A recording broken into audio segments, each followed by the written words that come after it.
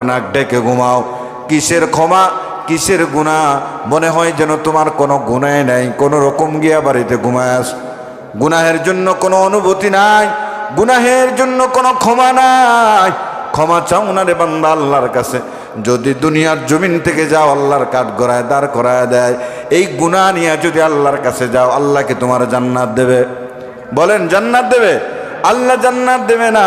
এই জন্য আল্লাহ তাআলা যেহেতু এই রাত্রে প্রথম আসমানে আছেন, আমাদের একটাই কাজ হবে, এই রাতে আল্লাহর কাছ থেকে নিজেদের জীবনের গুনাহগুলোকে ক্ষমা করে নেওয়া। একটা কাজ হবে, এই রাতে আল্লাহর কাছ থেকে নিজেদের অপরাধগুলো, গুনাহগুলো আল্লাহর কাছ থেকে ক্ষমা করে নেওয়া।